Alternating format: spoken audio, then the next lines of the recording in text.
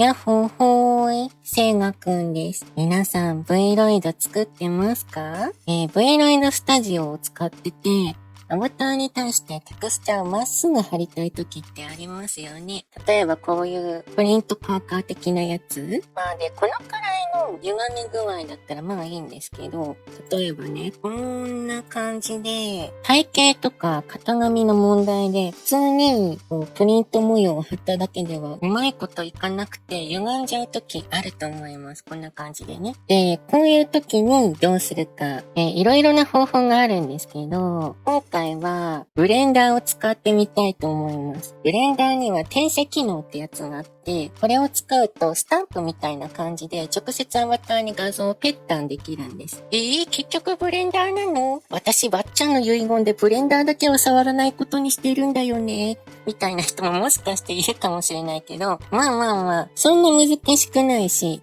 何よりブレンダーはね、無料だからね、知っといて損はないかなと思います。というわけで、早速やり方の解説していきたいと思います。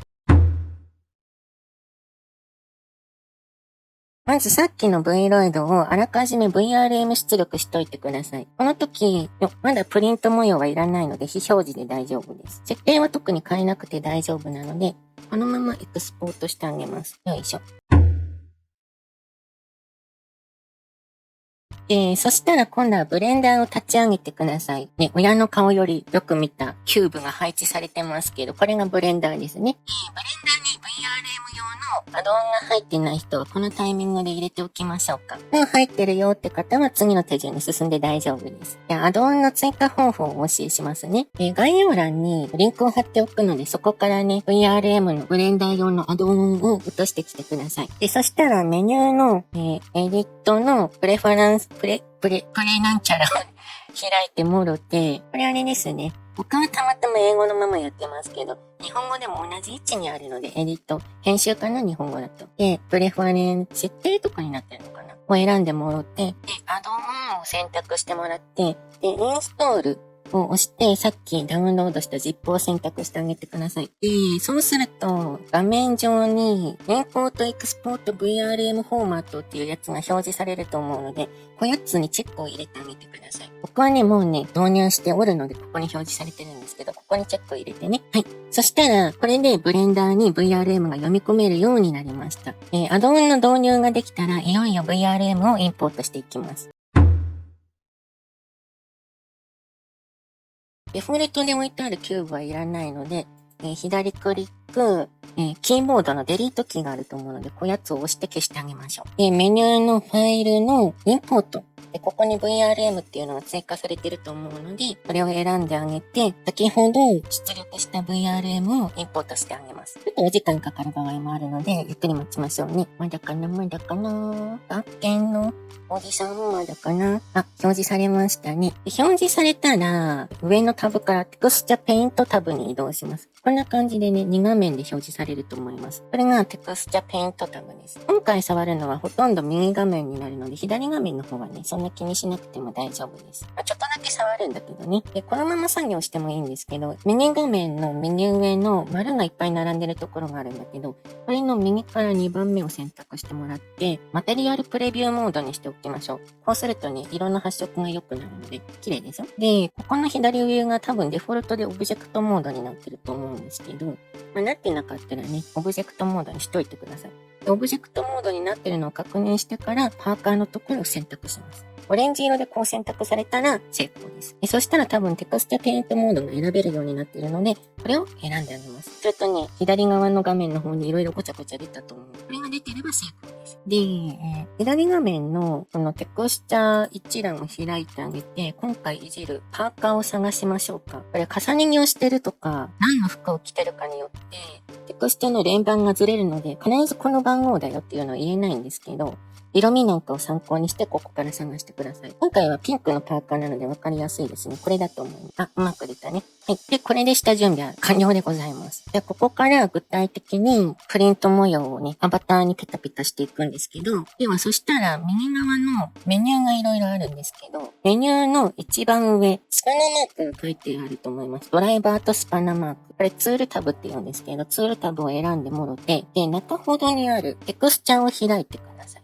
で、ここを入します。多分日本語だと新規とかになってると思うから押してあげてください。それとこんな感じで黒いね、テクスチャが新しく発行されます。で、そのすぐ下にマッピングっていうのがあると思うんだけど、このマッピングを一番下のステンシルに書いてください。日本語だと確かね、マスクとかの名前になってたと思います。そしたら今度は同じくこの右側のメニューの一番下、テクスチャータブの方に行ってもろって、で、ここに表示されてるのがさっき追加したテクスチャーです。まだ何も読み込んでないから黒いままなんですけど、で、ここでオープンを押してあげて、プリント模様を読み込んでいきましょう。日本語だと多分開くとかになってると思います。はい。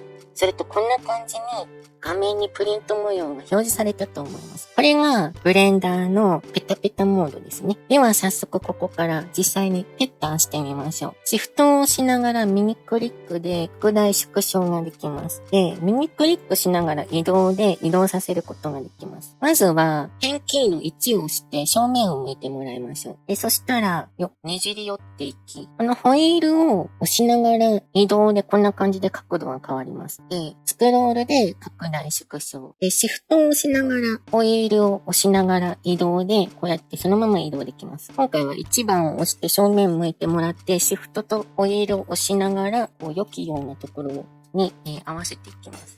どのくらいかな？だいたい良さそうですよね。で、位置が決まったらあとは簡単で、今度は左クリックでプスっていきます。ペッタンって言ったけど、これちょっとスクラッチとかに近いかもね。もうムーゾーンスクラッチしてください。アプリケをね、貼り付けるかのように。で、うまくいけばね、左側の方のテクスチャに今書いた模様がね、反映されてるはずです。で、これで、ほら、大きいんだけど、まっすぐね、プリント模様が腫れてる状態になってると思います。これができたら、あとは、このプリント模様を貼り付けたテクスチャを書き出すだけです。左画面の方の、この上の方、左上の方にイメージ、日本語だと画像っていうのがあると思うので、ここを押してもらって、セーブアズを選んでください。日本語だと多分名前をつけて保存とかになってるかな。で、適当な名前をつけて保存してあげます。よいしょ。はい、ここまで来たらブレンダーの作業は終了です。ね、結構簡単だったでしょ？